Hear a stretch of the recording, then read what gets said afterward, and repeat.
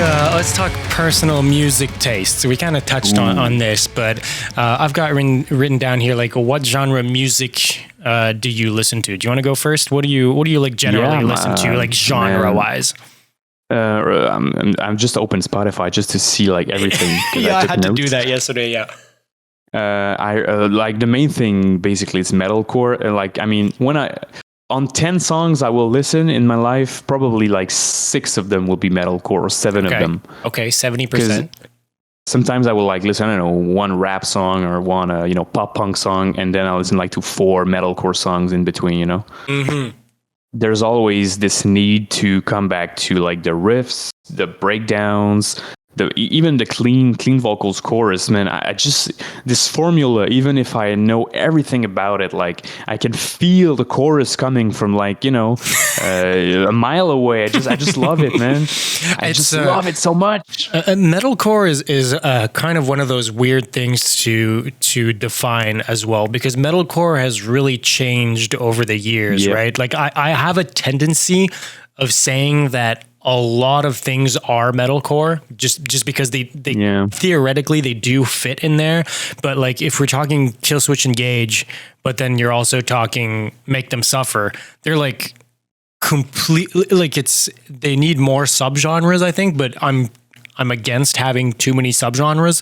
Yeah, but they're like different kinds of metalcore, right? Exactly. Yeah, but I think general, like metalcore in general still has like certain tropes regardless of like what era or what kind of sub style it is. But metalcore is cool. I can fuck with it. I listen to a fair amount of metalcore. I mean, it's whether you like it or not, it's catchy, man. Yeah, that's true. And I'm a sucker for catchy, even in metal, especially in metal, I think, which most people I think don't expect. But I like when it's catchy.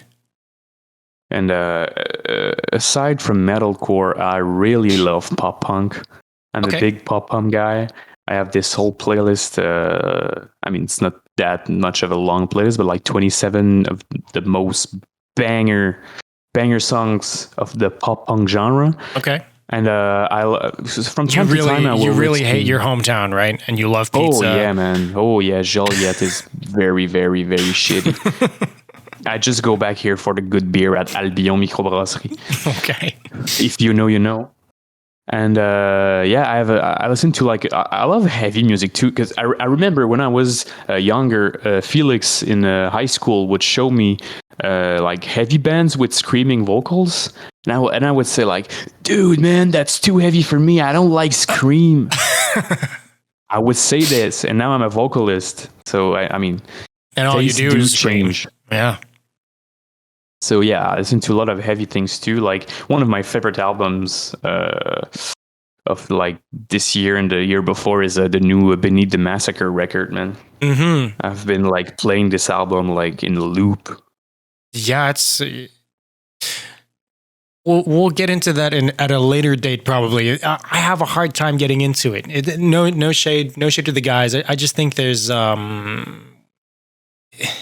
it doesn't flow as well, I feel, as other Beneath the Massacre albums. Their last few albums have been like that, but that's just me. Yeah. More sporadic, I think. Yeah. That's personal taste. To be fair, I haven't listened too much to the previous stuff of Beneath the Massacre. So this album I think it's very good, but maybe that's why. Maybe you'll be blown away by the older stuff. Yeah. Exact. And aside from that, I really love like stuff like Polyphia, Unprocessed, like all that genty, groovy, poppy stuff. Yep. The Contortionist, Sleep Token, Yeah. all this stuff. That's been our big revelation for both of us, I think, in the past year. Sleep Token is just on another level. It's crazy, man. And like for all my life, when I was a kid, my parents would listen to like disco funk music. Yeah. And it's been ingrained in my brain for like 15 years. So even if I was like, I'm super tired of listening to it, Mom, now I have this whole playlist of funky music that I listen like every week, and I just like bang my head to it. That's kind of funny because I've worked in bars in like craft breweries for almost 10 years, and most of my shifts ever were there was a good portion of the night that had this kind of disco funk music playing. So I think I've developed the same thing as you. I don't go listen to it on my own, but I think I have the same kind of affinity towards it because it's been forced upon me by my job and not my parents, which is weird to say, but apparently that's a thing. But you say you won't listen to it alone, but like it's really weird to say, but like before, maybe last year or the year before, I was very, very conscious of what I was listening to. Mm-hmm. Sometimes I like you all were my judging friends were yourself. like, "Oh, yeah, did you listen to like the new Lorna Shore album, or did you listen to that new super heavy deathcore band?" And I was like, "Oh yeah, that's really good," but like I would like listen to one song and not be like hooked by it, Mm-hmm. And then I would like go listen to, I don't know, Kool and the Gang and Barry White and like, dude, that's fire, And rap music too. Rap music has been a new discovery for me for the last 3 or 4 years. Mm-hmm. I was listening like to zero to none rap music, and like out of a sudden, since I started to be in a band again as a vocalist, I've tried to listen more to rap music, just to have a new perspective on what I can do with the vocal flows. Mm-hmm. And it's been really, really cool, and it's been really inspirational. So yeah, rap music, man. Right. Yeah. I've always had like a few like rap songs kind of within my playlists, and then maybe very few albums, but it's especially, I guess, maybe more hip hop for me. But I've always enjoyed that kind of that style as well. And my guilty pleasure is power metal. Oh my God. I did not know this about you. No fucking way, dude. It so much, man. Oh, I can't do it. There's always like a month or two in the year that I just need to listen to the whole Dragon Force discography, man. Oh no. I just love it so much. It's so good. But you can't do it. You can't share the excitement with me on this one. I can't. I'm sorry. And I wasn't brought up on Guitar Hero, so I never got like Dragon Force was not it's just never a part of my upbringing. Like in the top 3 albums I've listened to the most, it's the album The Power Within from 2012 from Dragon Force. I know like every riff, every second of every song perfectly. I can sing the whole song to you, the whole lyrics, everything. I mean, you've got to get some vocal covers out then. Jesus Christ, man. Mark Hudson, man. We see you, man. You sing so well. I can do it. I just can do like, but not like big singing. It's too hard, man. No, I feel you. I feel the same way.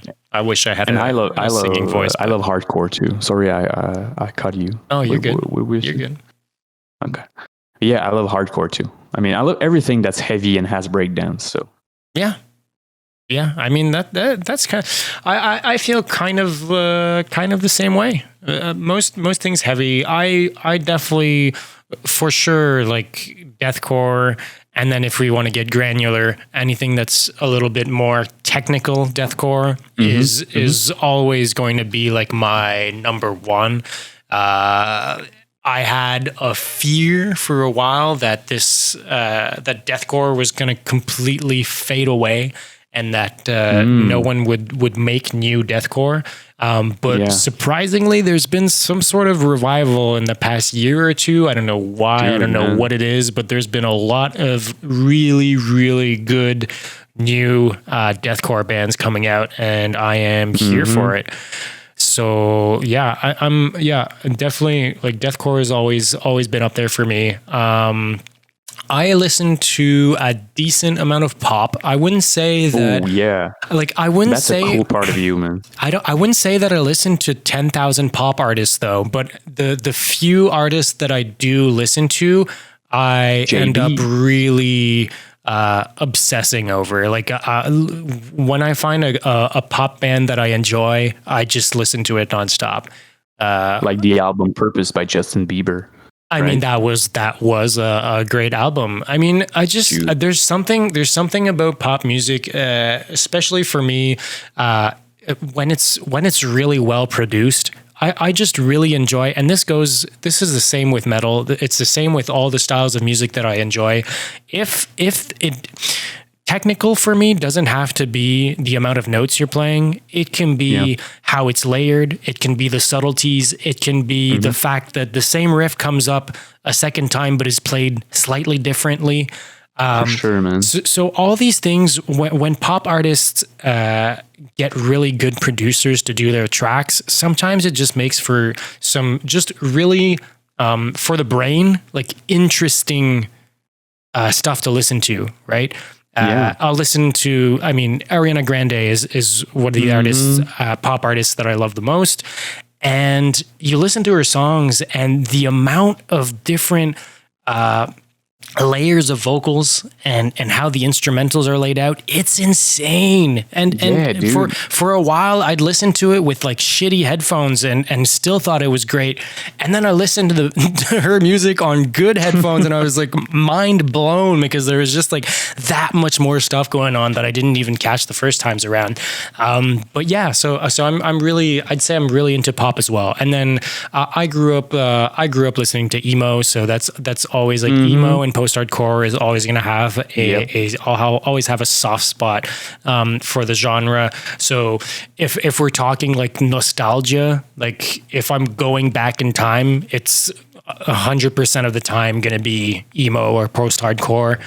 But yeah, there's still again there's quite a few good post-hardcore bands as of late as well. So it's been cool to not just keep listening to the same bands over and over again. You did a video recently about like new wave of emo bands, right? Yeah. 5 newer kind of emo post-hardcore bands that came out in the past few years. And that was great, man. I mean, I had to do some research for it. I had the idea to do the video because I found out about a few, but then I was like, well, I need at least 5 or else this video is a lie. There isn't a wave. There's no.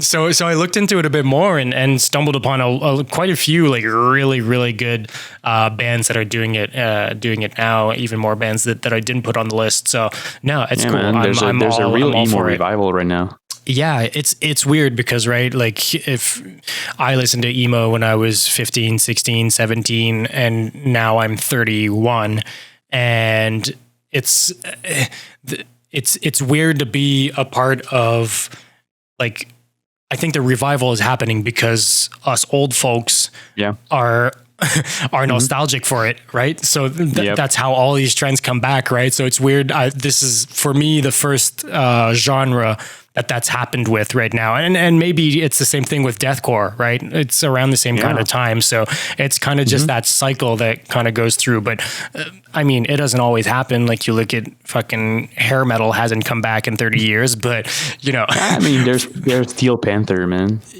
Yeah, but I wouldn't call Steel Panther like a genre revival, right? But for sure, like it's more of a one shot, one deal. Like a one off. They're popular because they do like a bit of a irony. Parody, irony. Yeah. Which we'll get to talk about that for sure. I hate comedy in my music. I can't do it. I just can't. I don't even want to say a single other word about the subject, but just know that I hate comedy in my music. I just can't do it. That's good. I'm taking note of that.